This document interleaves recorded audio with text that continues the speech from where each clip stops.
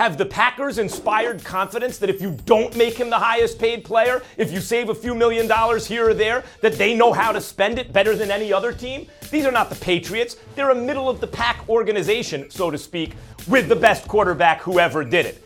Rodgers should get his money. Yeah, look, it's more than an argument. It's a historical fact, Max. I mean, look, I think Aaron Rodgers, like any man out there, I hope they get paid what they're worth. I hope they get the life that they desire. I think, as you point out, the free market should dictate what everybody gets paid. But the fact of the matter is this, simply, if you want to win, Aaron Rodgers should take a discount. It's just backed up by history. Absolutely, we know that the way to win in the National Football League is to have an underpaid, overvalued quarterback. So you can spread resources around and bolster up the rest of the team. I looked back. I had Evan, our superb researcher here, look back at the last 10 quarterbacks, Max, the last 10 to win a Super Bowl. And I said, I want to know, how much did they make when they won the Super Bowl? Not after. I don't want to hear about Joe Flacco's $22 million after he wins the Super Bowl. I want to know when he won it. Where did they rank in the league? And I want to tell you this. The last 10 Super Bowls, only 2 quarterbacks have been in the top 10 highest paid quarterbacks. That was Eli Manning and Ben Roethlisberger. All of the rest of them, your Tom Brady's, when Aaron Rodgers won it, Russell Wilson, obviously Nick Foles, when they won it, they were average paid or highly underpaid quarterbacks because that's the formula. Yes, you need a good quarterback. That's not the lesson here. You don't need an average quarterback. I'll be willing to bet. Hold on. You need a good quarterback, Max, who is underpaid. If Aaron Rodgers goes and gets his market value like he deserves, like he is the second best quarterback in the NFL, if he gets that contract, it will hamstring his team from winning the Super Bowl. It's a historical fact. Right. Well, first of all, Eli and Ben Roethlisberger are examples of guys who did it while being very highly paid. That's and the only Aaron two I'm Rodgers saying. is Yes. at least twice as good as both of them put together. So, yes, if they could do it, so could Aaron Rodgers. That's number one. Now you start to look at the organizations. Traditionally, the Packers are every bit the organization that the Steelers or the Giants are, historically. But in recent years, the regimes of the Giants and the Steelers, when they won the Super Bowl, were better than the one in Green Bay. And so you can, but, Rodgers is so talented, he may offset that. To your point, of course, the highest paid position in a hard cap league, if you can limit the highest paid position, you are more likely to find more good players in other areas and pay them. That's the pressure I'm talking about. In addition to the downward pressure on, or the restraint on what he can make based on the cap, there's also social pressure to take less. Number one, it can be done.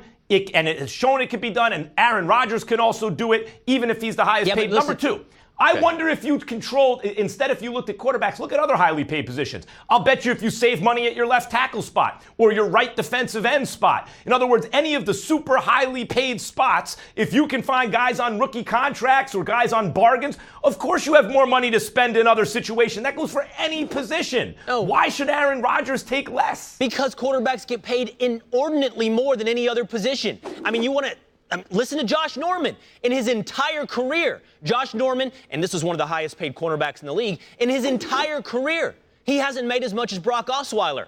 The reason is because quarterbacks get exorbitant contracts compared to everybody else. So that's the place you hope to save. Nobody says if you can find a left tackle on a rookie deal, then you'll have all this money to spread around to other parts of your team. It's because the cost savings on a left tackle from the highest paid to a rookie isn't the gap that there is when you talk about the gap between But Dak you're not going to Prescott, pay. You're right, Dak but you're not going to Prescott, pay and Jimmy Aaron Rodgers Garoppolo. like a.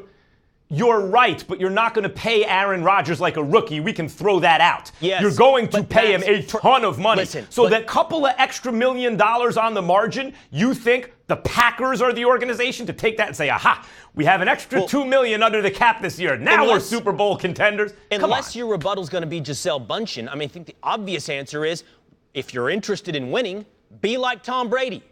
Do you know where he is in the rankings? 22nd. The best quarterback of all time is the 22nd highest paid quarterback in the league. He makes $15 million a year. He's behind Blake Bortles. He's behind Tyrod Taylor. He's behind Case Keenum. He's behind, 21 but other whenever quarterbacks. you restructure, but that's because Brady never becomes a free agent. He restructures deals for more guaranteed money usually. But it's not a coincidence. When you they win. It's not a coincidence. No question. Usually, yes, there is a correlation. I'm not denying that. And were Bill Belichick to acquire Aaron Rodgers and we were having this same conversation, I would be singing a different tune. Because Okay. Bill Belichick would know exactly how to divert those resources and appropriately. Do you have confidence that the Packers front office knows how to do that? Because I do not. Okay, before I answer that, I just want to say the debate is this. Should he take a discount? Yes, if he's interested in winning. Second, he's not trying to screw the team over. Not trying to screw the team over. That's what he said. He may not be trying to, but the point is he will if he goes. That and applies resets. to anyone. Hold on. The best. Hold on. I promise. Yeah. If he wants to reset the quarterback market, as is suggested, if he wants to get market value, he may not be trying to screw them over, but he will. That brings me to 3, which you asked, do I trust the Packers? I don't have to answer that because either way, whether or not they're good at it or not, he has to give them that opportunity. He has, if he wants to win, he has to allow them to mess up. He has to allow them to prove you right. Otherwise, you don't even have a shot. You're talking about a marginal difference in terms of what he would get paid. You want him to not reset the quarterback market, which, by the way, all the other quarterbacks would be mad about. You want him to not do that? It's going to be by a couple $1 million.